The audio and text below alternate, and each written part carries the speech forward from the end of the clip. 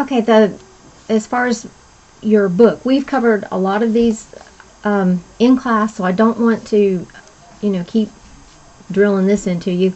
There's just a couple things from this PowerPoint that I really want to point out that I don't think the Khan Academy video mentioned, and that is when we're looking at amino acids. We're going to be getting into biochemistry at some point. Amino acids, a lot of them are going to be achiral. Remember that when you look at chiral molecules, they're going to have either a D or an L in front, and that is talking about whether it's right-handed or left-handed.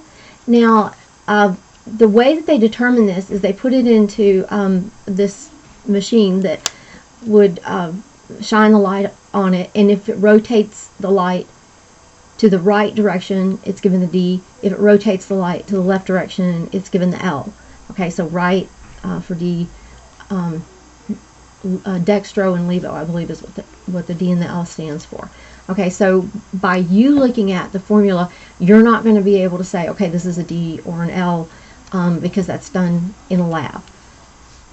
Then, so if you are looking at something and you see a D or an L in front of it on a test, then yes, that is a chiral molecule, because it's telling you D or L chiral. Okay, we did a couple examples of these, and Khan Academy did a bunch of examples of these.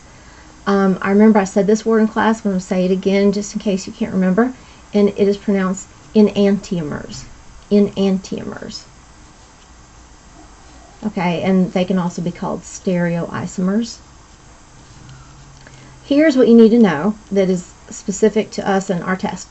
That enantiomers are going to have the same physical properties. The melting point is going to be the same, solubility in water, isoelectric point, density. You're not going to be able to just take a lump of it and tell which one is the D or which one is the L version just by its physical properties.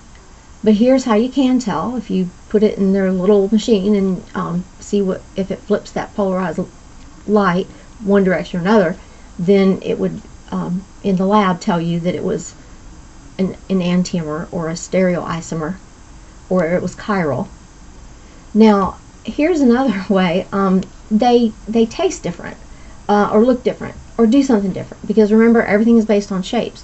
We talked about the drug that they used to give to pregnant women in class, and it caused the babies with the deformities back in the 70s.